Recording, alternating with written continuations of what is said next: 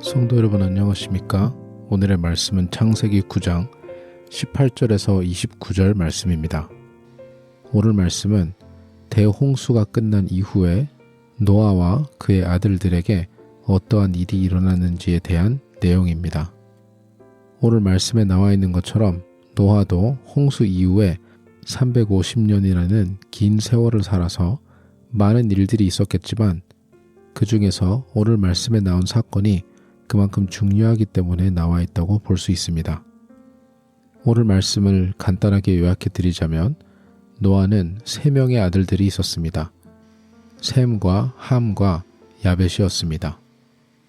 오늘 말씀 19절에 나와 있는 것처럼 이 3명을 통해서 우리가 알고 있는 이 지구상의 모든 인류가 결국에 나게 되었던 것입니다. 아담과 하와랑은 조금 다른 상황이지요. 아담과 하와는 가인과 아벨과 셋을 낳았지만 그 뒤에 다른 많은 자녀들을 낳았을 거로 추정하고 있습니다. 하지만 오늘 19절 말씀에 나와 있는 것처럼 노아의 이 세 아들을 통해서 지금 이 지구상에 있는 모든 사람들이 다 낳았다는 것을 이야기해 주고 있습니다. 홍수 이후에 노아와 노아의 세 아들들과 그들의 가족들은 이제 다시 한번 정착을 하게 되며 오늘 20절 말씀에 나와 있는 것처럼 노아도 땅을 가꾸면서 일을 했는데 아마 많은 종류의 곡물들과 나무들을 심었을 것입니다. 이제 그 중 하나가 이제 포도나무를 심어서 거기서 나오는 포도들로 포도주를 만들어서 마시어 오늘 말씀의 사건에서는 취해서 벌거벗고 텐트 안에서 자고 있던 것입니다.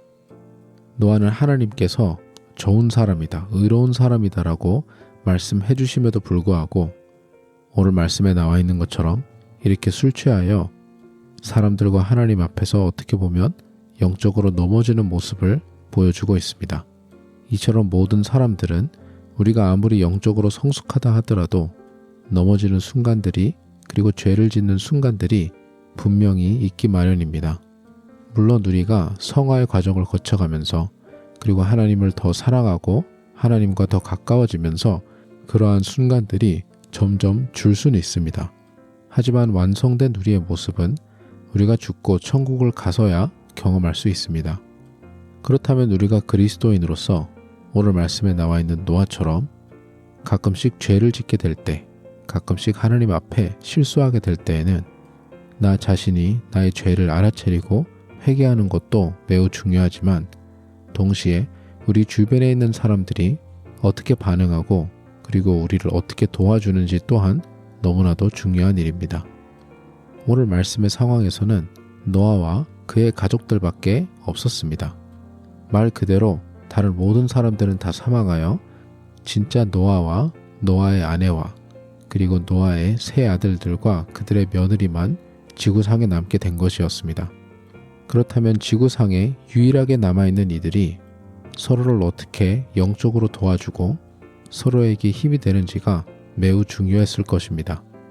하지만 그럼에도 불구하고 노아가 술 취해서 벌거벗은 모습을 본 첫 번째 사람은 함이었습니다.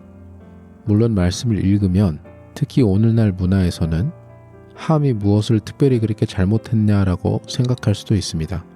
함은 아버지가 그러한 상황인 것을 보았고 밖에 나가서 형제들한테 그 사건을 전달한 내용밖에 없습니다.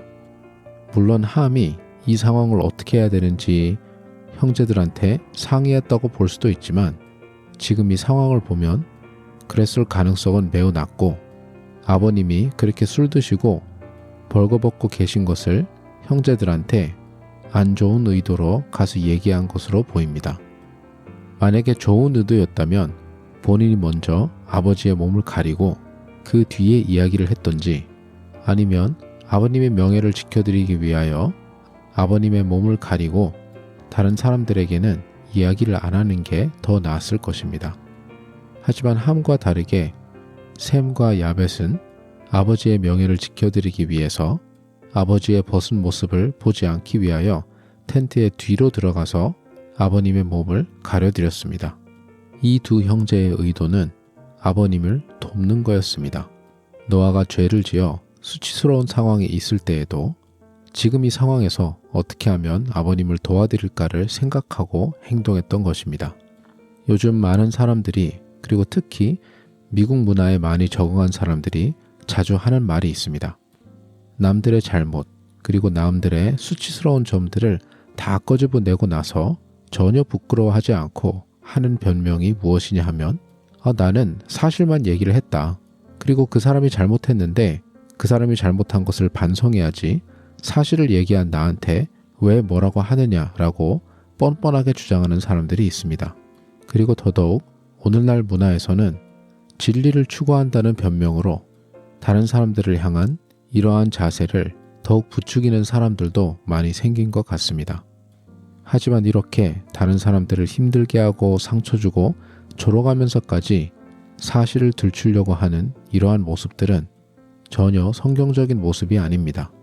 우리가 그냥 상식적으로만 생각해 봐도 누군가의 잘못을 공개적으로 지적하고 사실이기 때문에 괜찮다라고 말하며 상대에 대한 잘못을 다 털어놓은 이후에 빨리 고치라고 얘기를 하면 그 상대의 그러한 문제점들이 과연 잘 고쳐질까요? 그리고 고쳐진다고 하더라도 그 사실들을 지적해준 사람과 그 지적받은 사람의 관계는 완전히 무너졌을 가능성이 큽니다. 그리고 무엇보다 사랑의 하나님께서는 저희들에게 그렇게 하지 않으셨습니다. 우리가 죄인이라는 것을 알기 전에도, 심지어 우리가 살아있기 전에도 하나님께서는 우리의 모든 죄들과 우리의 모든 잘못들을 미리 다 알고 계셔서 우리를 위하여 예수님을 보내주셨습니다. 그리고 예수님께서는 우리를 위하여 십자가에 달려 돌아가시면서 십자가에서 사람들한테 너희들 이거 잘못했지 저거 잘못했지 하고 우리를 위하여 돌아가시면서 우리를 고쳐주시려고 계속 우리의 잘못을 말씀하신 것이 아니라 그저 사랑으로 우리의 죄를 덮어주셨습니다. 그리고 우리가 그 사랑에 감격하여 믿게 되었을 때 성령님의 역사하심으로 우리의 마음이 변화되어 믿어지는 그와 동시에 우리의 죄를 본격적으로 회개하게 되는 것입니다. 물론 그 죄에 대한 죄책감은 그 전부터 있었을 것입니다. 하지만 죄책감 단계에서 머물지 않고 진심으로 그 죄를 회개하게 만드는 것은 더 강력한 지적이나 우리를 흉봐서 이루어지는 것이 아닌 그 죄를 덮어주는 사랑의 모습이었습니다. 노아가 결국 자기 술 취한 잠에서 일어나서 상황을 알고 난 후에 자신의 아들인 함과 그의 후손들은 엄청난 저주를 받을 것이라고 얘기하는 반면 셈과 야베스의 후손들은 큰 축복을 경험할 것이라고 예언합니다. 물론 본인도 잘못한 입장에서 조금 뻔뻔하다는 느낌이 들 수도 있지만 오늘 말씀을 통해서 우리가 더 확신할 수 있는 것은 우리가 믿는 사람으로서 하나님의 자녀로서 가끔씩 죄를 짓고 실수할 수도 있지만 어떻게 보면 그거보다 더 악하고 더 심각한 문제는 그러한 남의 실수를 흉을 보고 나 자신을 높이기 위한 기회로 삼는 것입니다. 오늘 말씀에서 함에게 내려지는 저주를 보시면은 그것이 얼마나 중대한 죄인지 느낄 수가 있습니다. 그리고 그와 반대로 셈과 야벳이 했던 것처럼 다른 이들의 잘못을 사랑으로 덮어준다는 것이 너무나도 중요하고 소중한 것이라는 것을 알 수가 있습니다. 다른 사람들의 죄와 잘못을 그저 무시하라는 것은 아닙니다. 오늘 셈과 야벳이 했던 것처럼 아버지의 죄에도 불구하고 지금 아버지를 어떻게 도와드릴 수 있을까를 고민하여 최대한 아버지를 생각하는 마음으로 행동했던 것처럼 저와 여러분도 우리 주변에 죄로 힘들어하고 넘어지는 사람이 있으면 어떻게 하면 그 사람을 최대한 사랑으로 우리가 도와줄 수 있을까를 고민하며 실천으로 옮기는 것이 우리가 그리스도인으로서 마땅히 해야 할 일입니다. 쉽지는 않겠지만 저와 여러분을 위해서 우리 주님께서 죽기까지 그 일을 먼저 하셨다는 사실을 기억하면서 그 사랑을 다른 사람들에게 전할 수 있는 저와 여러분이 되시기를 간절히 소망합니다.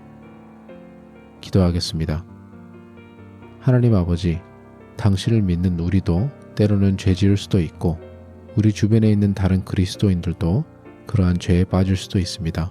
하지만 그때마다 서로를 정죄하고 나 자신을 상대적으로 높이려고 하기보다는 어떻게 하면 사랑으로 서로를 돕고 덮어줄 수 있을지를 고민하는 그리스도의 사랑을 우리 서로 간에서 실천하며 살아가는 우리 모두가 될 수 있도록 주님 인도하여 주시옵소서.